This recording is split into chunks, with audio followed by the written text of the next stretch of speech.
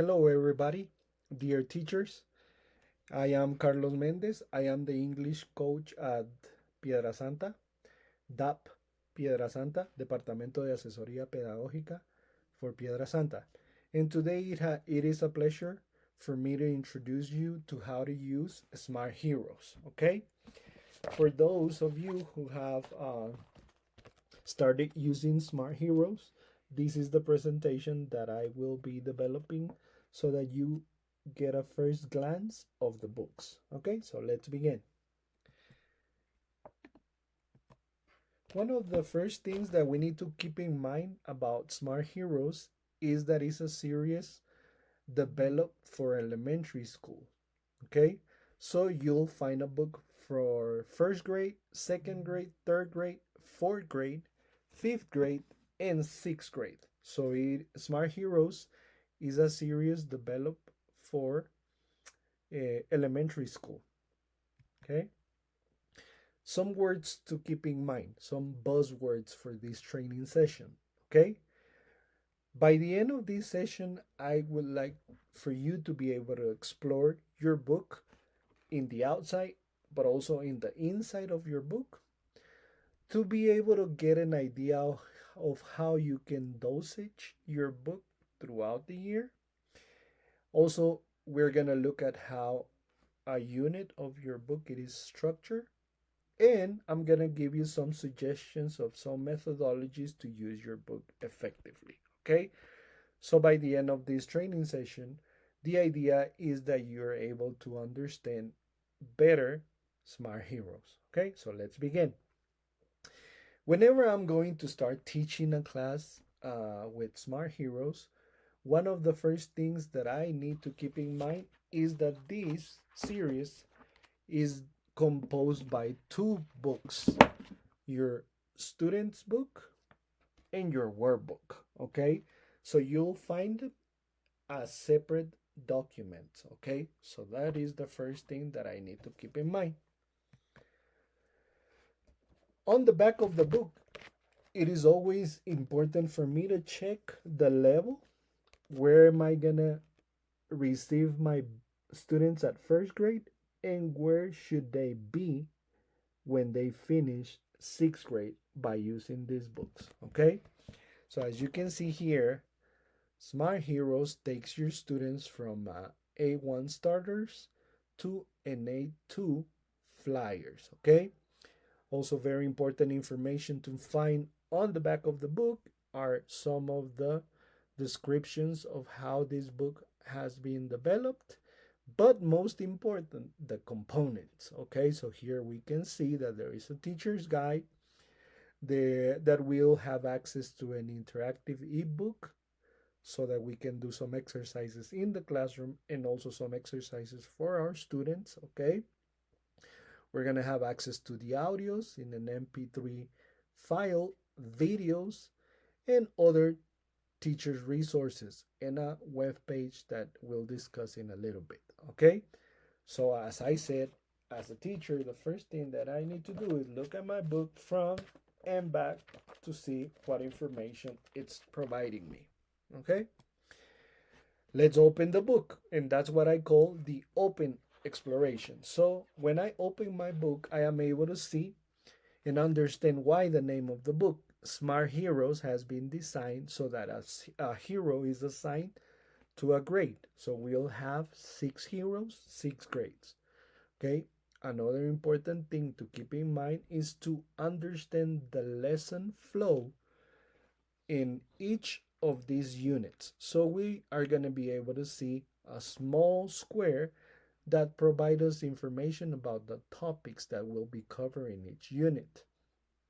At the very top, we'll be able to identify which unit we are working on.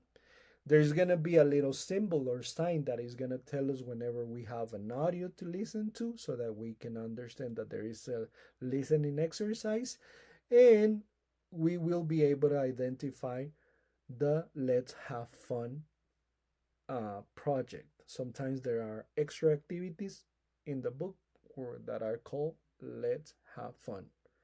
Okay. All right, so let's look a little bit at the next pages.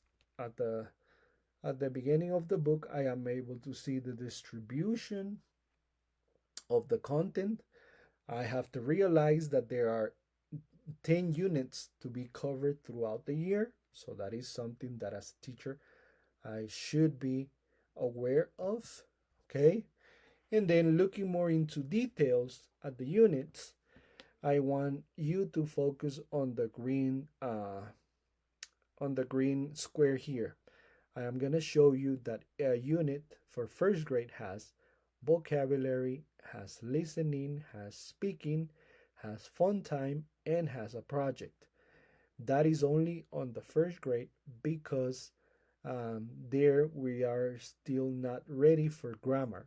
But beginning in second grade, you're going to notice a small difference. The unit presents vocabulary. It also introduces grammar, which didn't happen in first grade. We'll have listening, speaking, and fun time activities. Okay? So that is very important for me as a teacher, especially if I'm teaching all six grades, to understand that in first grade, I have no grammar to discuss. The discussion of grammar begins in second grade. Okay? Looking more in details, this is how it all looks. At the beginning of my unit, I'll have the topic, in this case is Wheel of Fortune. It's going to present vocabulary, grammar, listening, speaking, and a fun time activity. There are some activities in the book that require for us to cut and glue specific information. That is going to be found on the back of the book. In this case, with this book, is on page 149. And if you go to the back of your book, you're gonna see that it has a different color. Yes, so it looks a little bit like this. And it says activity pages, and that is on the back of the book with a different color. Yeah. Okay. Okay. Something that is very important for us as teachers to do, as I said, is to know how much content there is in our books. And in the case of Smart Heroes, we have 10 units. Okay. So if I have in my mind that there are 10 units, I have to also keep in my mind that there are 30 weeks to work these units so I can begin to distribute them. And in my head, I have the idea that I should take 3 weeks to complete one unit. So there is no rush. I don't have to rush through the content, but I do have to keep in mind that for each unit I have 3 weeks to complete it. Okay? And that's what I call dosing my content throughout the year. Okay? Let's talk a little bit about the methodology of this book. These books have been designed in order for us to practice what we call in English teaching the communicative approach. And what is the communicative approach? The communicative approach emphasizes the development of four main skills. That means that students should be able to use the language as a source of communication. And um, if students want to communicate with the language, well, they should be able to communicate through speaking the language orally. They want to be able to express their ideas and their feelings orally. Sometimes they also want to express their ideas and feelings in a written way. So we devote some time to make our students speak the language, but also be able to write in the language. Okay? And students also want to be able to meet someone who speaks the language and they want to be able to listen and comprehend what they're saying. And they also want to have some time to interact with different reading materials. So, as I said, the communicative approach says that we should focus and devote time for all these four skills: Let's develop reading skills, listening skills, speaking skills, and writing skills. You might ask, where is the grammar? Well, as we're reading, as we're listening, as we're speaking, or as we're writing, there is grammar. As teachers, sometimes in the past, we used to devote a lot of time to the teaching of grammar, but we had students that weren't able to communicate. And the idea of the communicative approach is for our students to use the language as their main source of communication. Grammar will be there, vocabulary obviously will be there. But as our main changing methodology is, let's make our students communicate in the language. So that will require for us to do FUMP. FUMP is what we call in English, let's concentrate on the correct form of speaking. Let's pay attention to the form when we listen to something. Let's pay attention to the meaning of our words, our phrases, our sentences. Where do we use them? Who uses them?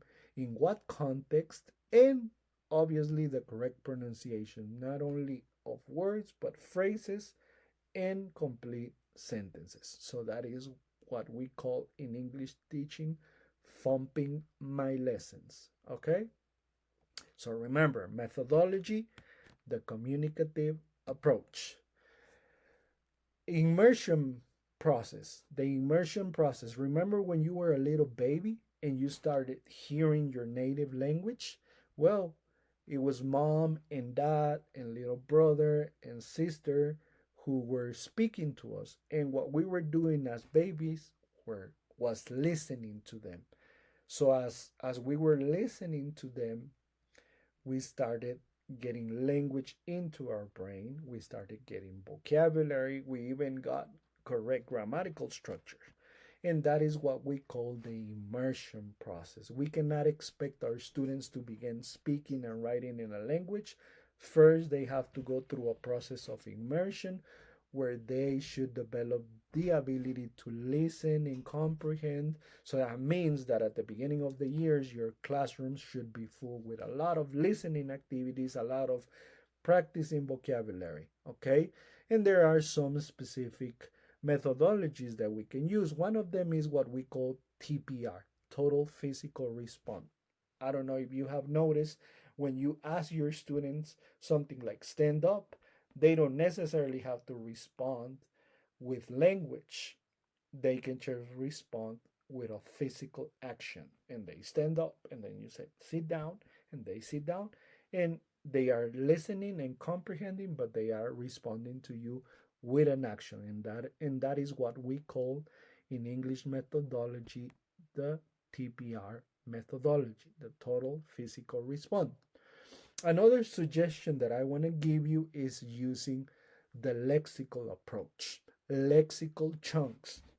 So instead of me teaching simple words, lists of vocabulary words, like let's say father, mother, sister, brother, I should think of what phrases they can use the word in. So, for example, mom, I love my mom. I love my father. The word father is there. You're still teaching it, but you're teaching a whole phrase, right? Right? Um, let's say with brother and sister. I have three sisters and I have two brothers. So our chunks can even be a little bigger, right? I have two sisters and three brothers. And that is what we call a lexical chunk. The word brothers and sisters are there, but we're not teaching them individually. We're teaching them inside a whole phrase or sentence. And that is what we call using the lexical approach. Okay? Remember that I said I was going to talk to you about the components? Well, some of the main components that you should know about Smart Heroes is that there is a teacher's guide, right? So that you can be able to look at some ideas, generate some planning. That might be something that you look forward to finding in the teacher's guide. There's also an interactive book for those teachers that like to project their book so that their kids are able to see what they're projecting or what they should be working on in their own books.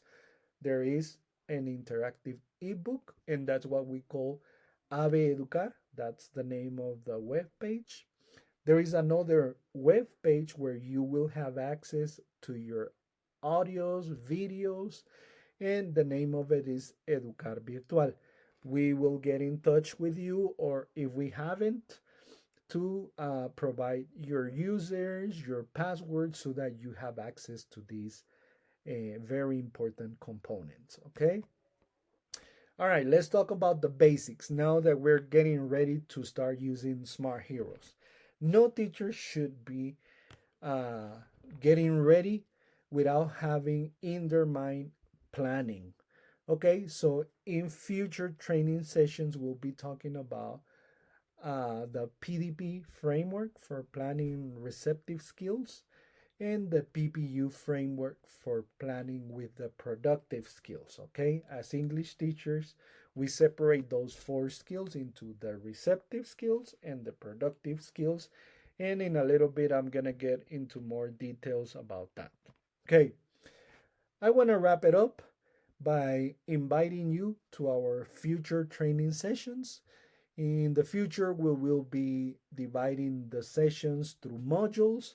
We should be talking a little bit about language, what is teaching a language, what is learning a language, the speaking module where we can learn activities and strategies to make our students speak more, the listening module where we will learn a little bit about listening and the activities that we should implement as teaching, the reading module, and the writing module. I am sending you this invitation, hoping to see you in the future. And thank you for watching us. Remember, the DAP Piedrasanta is here to provide you a service, help in whatever you need. This has been Carlos Mendez, and enjoy Smart Heroes.